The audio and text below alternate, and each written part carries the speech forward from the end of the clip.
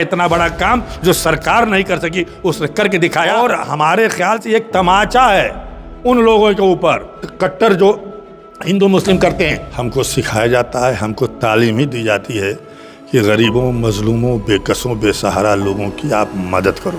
अदालत ने उनको फांसी की सज़ा सुना दी। 16 जुलाई को उसको फांसी होने वाली थी। हिंदुस्तान का यमन में कोई दूतावास नहीं है और हमारे प्रधानमंत्री जी की कोई वहाँ पकड़ भी नहीं है। भले कहा जाए कि 150 देशों में हमारे प्रधानमंत्री जाते हैं और बहुत उनकी पकड़ है। हमारी सरकार लाचार थी, मजबूर थी और इस फांसी की सज़ा को टलवाने में मुसलमानों के प्रति इससे पॉजिटिव पूरा मैसेज जा रहा है। पूरे हिंदुस्तान भर में लोग तारीफ़ कर रहे हैं ग्रैंड मुफ्ती की, यहाँ तक कि वो न्यूज़ चैनल भी उनकी पॉजिटिव चीज़ें दिखा रहे हैं जो कभी हिंदू मुस्लिम किया करते थे। हमारी दीन, हमारी तालीम, हमारा कुरान इस बात की इजाज़त देता है। मैं ज़रूर बात करूँगा। सरकार से बात करके किसी तरीके से फांसी की सज़ा को रोकवाने का काम किया। ये एक बहुत बड़ा काम है। हमारे खिलाफ जहर उगले जाते हैं, मदरसे और मस्जिदों को बदनाम किया जाता है, उनके ऊपर उनको ढाया जाता है। हम तो हर वो काम करने के लिए तैयार हैं जिससे कि देश में अमन पैदा हो, भाईचारा पैदा हो। हमारे आलिम ने जो चाहा वो हुआ और यमन की सरकार को झुकना पड़ा और इस बात को मानना पड़ा। ज़मीन पे घर बनाया है मगर जन्नत में रहते हैं हम। जन्नत क्या है? हमारी खुशनसीबी है कि हम भारत में रहते हैं। साथियों, बहुत बहुत स्वागत है खुश खबरिया में।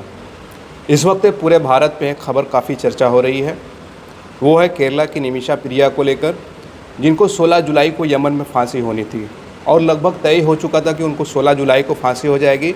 लेकिन उसके पहले 15 जुलाई की शाम एक खबर आती है कि उनकी फांसी को टाल दिया गया है और उसकी वजह थे केरला के ग्रैंड मुफ्ती, जिन्हें इंडिया का भी ग्रैंड मुफ्ती कहा जाता है, शेख अबू बकर मुस्लियार। उन्होंने वहाँ के काजी से बात की और उनकी फांसी को टाल दिया गया। हालांकि अभी कैंसिल तो नहीं हुई है, लेकिन इस खबर के आने के बाद से ही मुसलमानों को लेकर एक पॉजिटिव मैसेज पूरे भारत में गया है। क्योंकि जहाँ पर सरकार नाकाम रही, ये कहा जाए कि सरकार वो बातचीत नहीं कर पाई वहाँ उनकी फांसी को रोकने के लिए, तो एक मुस्लिम सूफ़ी संत के जो मौलाना थे शेख अबू बकर मुस्लियार, उन्होंने वो काम कर दिखाया। उनकी काफ़ी चर्चा हो रही है। तो इस पर बातचीत करने के लिए हमारे साथ वरिष्ठ नेता अतहर जमाल लारी साहब हैं, जो मुस्लिम मसाइल पर भी काफ़ी अच्छी बातचीत उनसे होती रही है। पिछले कई वीडियोज़ में आपने देखा भी होगा, सुना भी होगा। इनकी बातों से बहुत सारे लोग सहमत भी होते हैं। बहुत बहुत स्वागत है आपका। आपका भी उबैद साहब स्वागत है, आपके दर्शकों का भी स्वागत है और आपके चैनल का भी स्वागत है। अभी जो केरला से जो खबर आई है, मुस्लिम समाज इसको कैसे देख रहा है और ओवरऑल इंडिया पर आप इसको कैसे देख रहे हैं? शेख अबू बकर मुस्लियार जो ग्रैंड मुफ्ती हैं केरला के, उन्होंने जो है निमिषा प्रिया की जो खबर कई दिनों से चल रही थी, 2020 में उनको फांसी की सज़ा का, मौत की सज़ा का ऐलान हो गया था, अब जाकर वो टाल दी गई है। देखिए, मुस्लिम समाज हमेशा से इंसाफ पसंद रहा है। इंसाफ परवरी हमको सिखाया जाता है, हमको तालीम ही दी जाती है कि गरीबों, मजलूमों, बेकसों, बेसहारा लोगों की आप मदद करो, उनका साथ दो। आपने जैसे अभी नाम लिया यमन का, कि यमन में एक हमारी बेटी कह लीजिए, बहन कह लीजिए, निमिषा प्रिया जो वहाँ पे सर्विस करती थी, हमारे ख्याल से वो नर्स थी, और 2020 में एक घटना घटित हो गई जिसके ऊपर ये इल्ज़ाम लगा कि उसने एक शख्स की हत्या की है जिसका नाम था तलाल आबदो मेहदी। उस आदमी की इन्होंने हत्या कर दी है और वहाँ मुकदमा चला और मुकदमे में अदालत ने उनको फांसी की सज़ा सुना दी। अब फांसी की सज़ा, जैसे आपने कहा कि 16 जुलाई को उसको फांसी होने वाली थी और उसकी फांसी की सज़ा को रोकने के लिए बहुत से लोगों ने कोशिश की। हमारी सरकार के तरफ से कोई ख़ास कोशिश इसलिए नहीं हो पाई, इसलिए कि हमारी सरकार, हिंदुस्तान का यमन में कोई दूतावास नहीं है और हमारे प्रधानमंत्री जी की कोई वहाँ पकड़ भी नहीं है। भले कहा जाए कि 150 देशों में हमारे प्रधानमंत्री जाते हैं और बहुत उनकी पकड़ है, लेकिन हमने इस मामले में देखा कि उनकी कोई पकड़ नहीं और एकदम हमारी सरकार लाचार थी, मजबूर थी और इस फांसी की सज़ा को टलवाने में आखिरकार केरला के कुछ नौजवान और कुछ सामाजिक संस्था के लोग उठे और कुछ लोगों ने चंदा भी किया कि कुछ पैसा रुपया उसके परिवार को दे करके और फांसी की सज़ा रुकवाई जाए। चूँकि एक कानून है, यमन का एक कानून है और इस्लाम में भी ये कानून है, एक इस्लाम एक जगह ये है कि अगर किसी को फांसी की या मौत की सज़ा हो जाती है तो अगर उसके परिवार वाले चाहें वो माफ़ कर दें तो वो माफ़ किया जा सकता है। इसलिए वहाँ के लोगों ने कोशिश की कि भाई कुछ पैसा रुपया दे करके उसके परिवार वालों का जो भी नुकसान उस बच्चे के कत्ल से हुआ है उसको दे करके फांसी की सज़ा रुकवा दी जाए, लेकिन ऐसा हो नहीं सका। हमारी गवर्नमेंट भी इसमें कुछ नहीं कर सकी। इसलिए वहाँ सामाजिक संगठन के लोग, चूँकि वो केरला की लड़की थी, केरला के लोगों ने जो है जा करके ग्रैंड मुफ्ती हमारे जो है, इनका नाम है मुस्लियार, ग्रैंड मुफ्ती जो है मुस्लियार साहब जो है अबू बकर साहब, उनके पास लोग गए और उनसे उन लोगों ने सारे माजरे को बताया और उन लोगों को एहसास था कि इनकी यमन में कुछ पकड़ है वहाँ के काजी, वहाँ के उलमाए कराम से। तो उन्होंने इस बात को माना। उन्होंने कहा कि हाँ, इंसानियत इस बात की इजाज़त देता है, हमारी दीन, हमारी तालीम, हमारा कुरान इस बात की इजाज़त देता है, मैं ज़रूर बात करूँगा। और शेख हबीब उमर बिन हाफिज़ जो वहाँ के शूरा जो काउंसिल है उसके मेंबर हैं, काजी भी हैं, उनसे उन्होंने डायरेक्ट बात किया और उनसे इन्होंने सारी बातों को बताया और उन्होंने कहा कि हम चाहते हैं कि उस महिला को जो है फांसी की सज़ा न हो।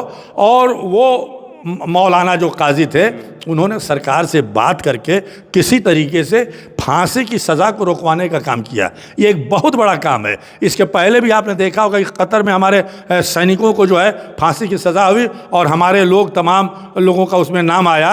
सरकार नहीं जो काम करा सकी, यहाँ के लोगों ने काम कराया, उनको भी फांसी की सज़ा से वो बरी हुए और वापस हिंदुस्तान वापस लौट के भी आए।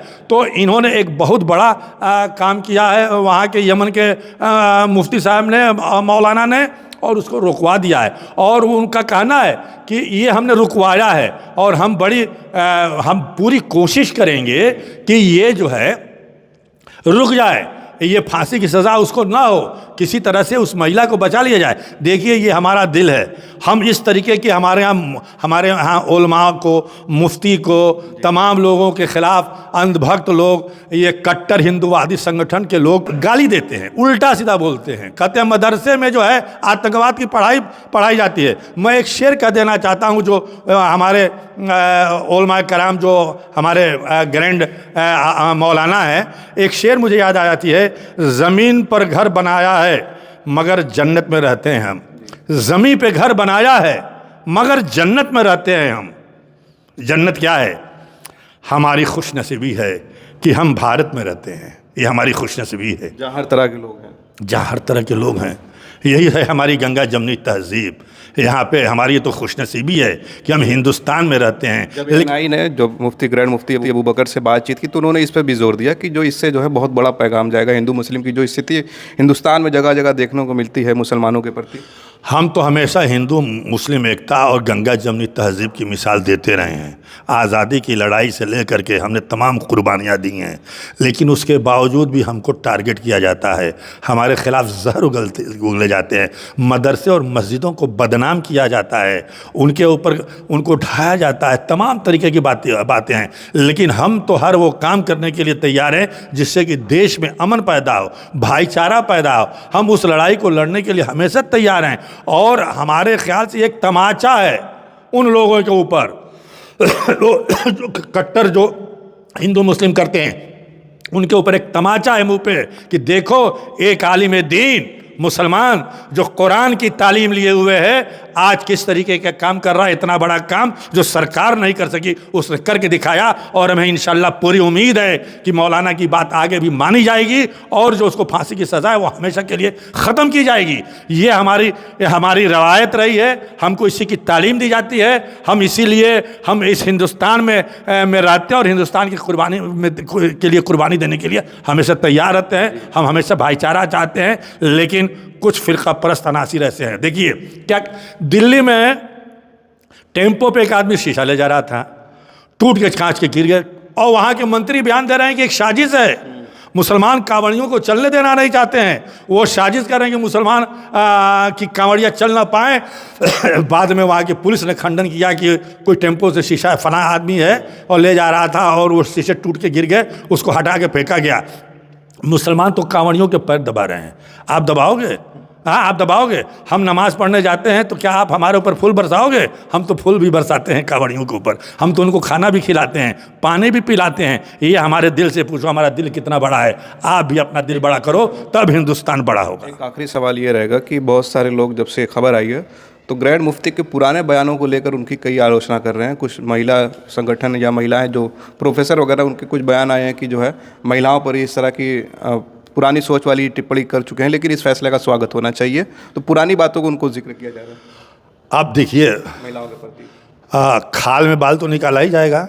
जो अंधभक्त हैं, जो हिंदू मुस्लिम एकता नहीं चाहते हैं, जो आपसी भाईचारा नहीं चाहते, तो उनके पेट में तो दर्द होगी, उनको तो तकलीफ होगी कि कैसे इतनी बड़ी एकता की मिसाल कायम कर रहे हैं मौलाना साहब। तो वो तो बातें उठाई जाएंगी ना।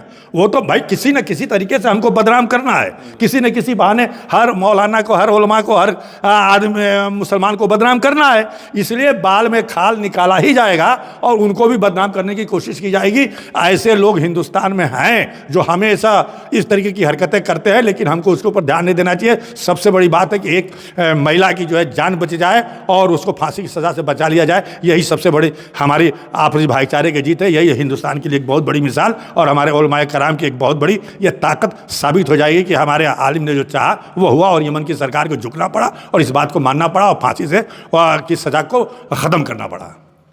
चलिए, बहुत बहुत शुक्रिया हमसे बातचीत करने के लिए। और निमिषा प्रिया का जो मामला है, पूरे देश की नज़रें इस पर बनी हुई है और ग्रैंड मुफ्ती अबू बकर ने भी कहा कि हम कोशिश में लगे कि उनकी जो फांसी की सज़ा है वो टाल दी जाए। और जो देयत का इन्होंने बताया कि जो इस्लाम में एक उसका तरीका है कि अगर उसकी कीमत अदा कर दी जाए, अगर पीड़ित परिवार को जिनके घर पे बच्चे का कत्ल हुआ था, तो उसका भी एक तरीका है। सही बात है, ये जो है एक तरीका है। और वहाँ के लोग हालांकि गए थे, बोले थे, लेकिन वो परिवार नहीं हुआ। और जब तक वो परिवार तैयार नहीं होगा, फांसी की सज़ा माफ़ नहीं हो सकती। इसलिए पूरी कोशिश होनी चाहिए। और जो लोग भी ये चंदा पैसा रुपया इकट्ठा कर रहे हैं, वो इकट्ठा करके उस परिवार को दे करके, और हमें पूरी उम्मीद है कि जनता इसमें मदद करेगी पैसा इकट्ठा करके, क्योंकि एक तरीक़ा है, इस तरीके से जान बचाई जा सकती है जो हमारे मज़हब में है। तो हमारे मुफ्ती साहब इसमें आगे, मौलाना अबू बकर साहब आगे बढ़ के और कोशिश करके, हमें पूरी यकीन है कि पैसा दे करके, और जब पैसा ले लेंगे वो माफ़ कर देंगे तो उसकी फांसी की सज़ा माफ़ हो जाएगी। चलिए, इस मामले पर आप क्या सोचते हैं, अपनी राय ज़रूर कमेंट करें। और मुसलमानों के प्रति इससे पॉजिटिव पूरा मैसेज जा रहा है, पूरे हिंदुस्तान भर में लोग तारीफ़ कर रहे हैं ग्रैंड मुफ्ती की। यहाँ तक कि वो न्यूज़ चैनल भी उनकी पॉजिटिव चीज़ें दिखा रहे हैं जो कभी हिंदू मुस्लिम किया करते थे। आप अपनी राय ज़रूर कमेंट करें। आप देख रहे थे खोज खबरिया बनारस से मैं उबैद, बहुत बहुत शुक्रिया।